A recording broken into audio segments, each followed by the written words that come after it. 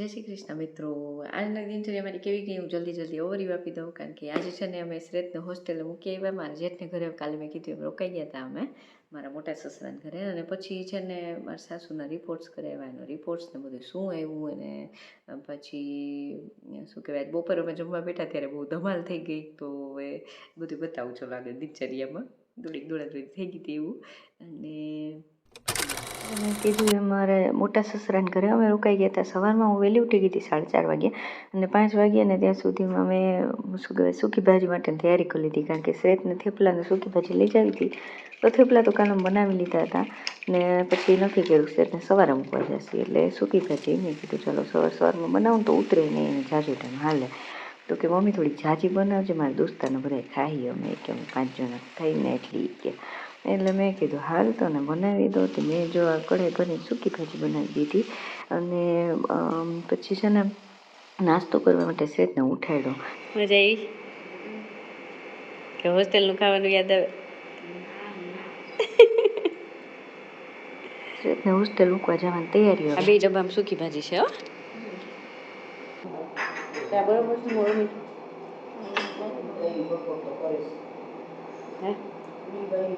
મને ફોન આવ્યો 4:30. પછી અમે દેરાણી જેઠાણી વાતો કરતાં કરતાં ચા ને અડધી ભાખરી મેં ખાધી હતી સવારે, બીજું તો કંઈ ખાધું નહોતું. અને પછી છે ને મમ્મીને હોસ્પિટલે લઈને જવાનું હતું. પહેલાં શ્રેતને મૂકી આવ્યા અને નામ લખાઈ આવ્યા હોસ્પિટલે. એટલે હું ને મારા જેઠ ગયા હતા. તો શ્રેતને જો હોસ્ટેલ કટાણે આ વખતે તો શ્રેતને નથી આવ્યા, અને ભાઈને સરસ ફોન લાગી ગયું છે. ને મને થોડુંક ઓલું થતું હતું મનમાં કે મારી દીકરો હવે હોસ્ટેલ વહી જાય હમણાં, તો મને એમ થયું ગોળી રક્ષાબંધનમાં લઈ આવશે. હાલને મન વાળી લીધું.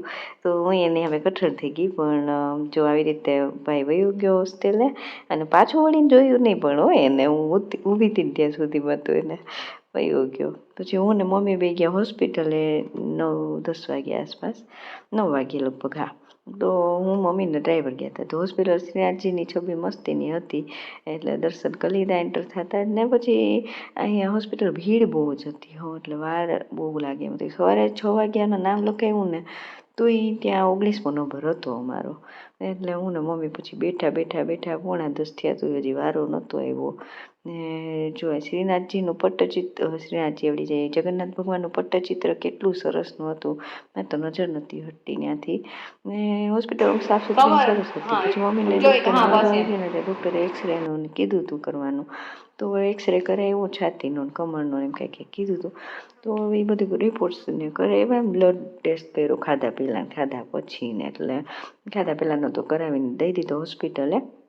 ને ખાધા પીછીનો એટલે મમ્મી કંઈ નાસ્તો નહોતો કર્યો, એટલે કે હાલો ઢોસા ખાઈ લઈ પછી કરી. એટલે ઢોસો ખાધો મેં ને મમ્મીએ. પછી તો બપોર 12 તો એમ જ વાગી ગયા હતા. અને જો મેં ને મમ્મી ઢોસો ખાધો પાછા રિપોર્ટ્સ કરાવ્યા.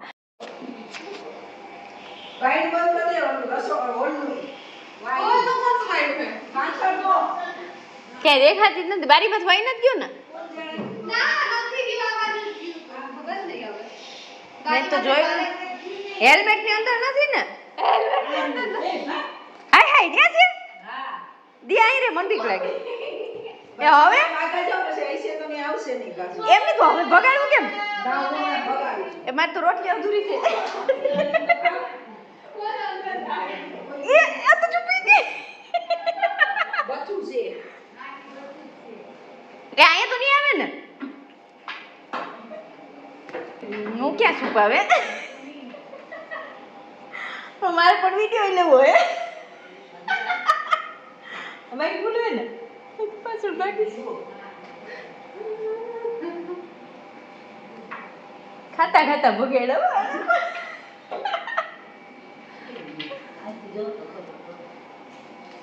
જો ને દિયા તાર મમ્મી હસબન્ડ નું મને બીક લાગે. ક્યાં હે?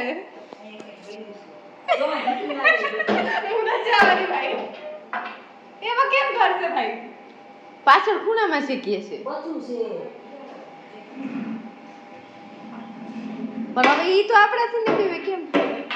એમાં થોડી હમાય ભાભી. ન્યા છે ખૂણા. અમે ક્યાંય નથી કઈ કરતા, કઈ દેખાડું નહીં આવી તો. સોફા હટાડી દેવા. બીજા ઓલા લાગશે તમે ઓલા રૂમમાં ઘૂસજો ભાઈ આયા ના એ ગયું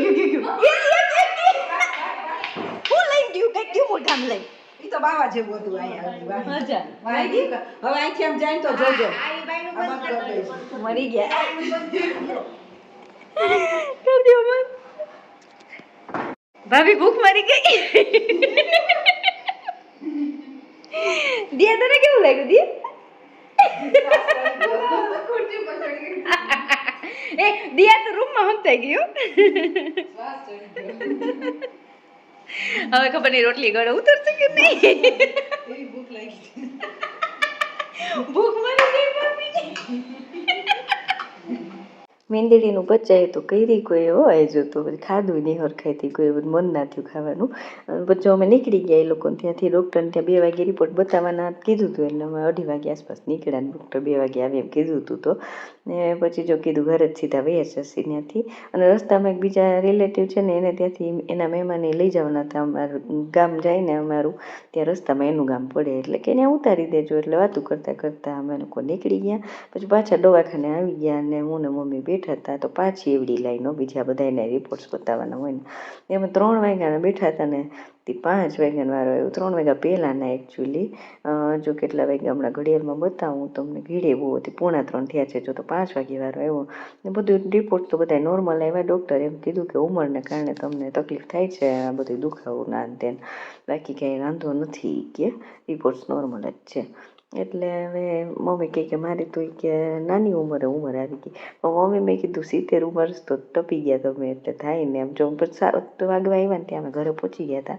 તો મહેકે દુકાનેથી પકોડી લેતા જાવ કાંઈ બનાવતા નહીં તો મેં મહેકનું ટી-શર્ટ પહેરી લીધું હોય મસ્ત ડાગલા જાઉં ઢીલું ઢાલું અને નાસ્તો કરવા બેસી ગઈ મેં કીધું હાલો આજ તો હું પકોડી ખાઈ લઉં આળસ ટાઈમ કમર દુખી ગઈ હતી તો મારી આખો દિવસ આમ જ રહ્યા ને એમાં તો આવી રહી આજની મારી દિનચર્યા અને હવે છે ને મારો આ અઠવાડિયામાં તો 3 દિવસ ચીટિંગવાળા જ ગયા એટલે આખું અઠવાડિયું એમ જ લગડ ધગડ જ ગયું છે એમ સમજો ને તો મેં કીધું કે બુધવારે વજન શું આવશે ખબર નહીં તો જોઈએ બુધવારે છે ને મારે 17 તારીખે મારે બોડીનું મેજરિંગ કંઈ બતાવવાનું હતું પણ આમ જવાનું થયું ને હોસ્પિટલનું બધું રહી ગયું એમાં તો છે ને હવે હું વિચારું છું કે બુધવારનું વજન અપડેટ આવશે એટલે હું 10 વાગે વિડીયો અપલોડ કરવાનું ચાલુ કર્યું ને મેં એટલે ગુરુવારના દિવસના વિડીયોમાં મારું વજન એ બતાવીશ ને મારું મેજરમેન્ટમાં શું ફેર પડ્યો છે એ બતાવીશ વજનમાં તો મને નથી લાગતું આ ફેર કંઈ ફેર પડ્યો હશે પણ થોડુંક ઉલટાનું વધી ગયું હશે જોઈએ હવે અને મેજરમેન્ટ એ ત્યારે જ બતાવીશ બરાબર છે તો એ આજની દિનચર્યા તો આવી રહી ચલો હવે ગ્રીન ક્રોસ માર્ક કરી લઈ ગ્રીન ક્રોસ માર્ક રવિવારે ગ્રીન ક્રોસ માર્ક અને સોમવારે ગ્રીન ક્રોસ માર્ક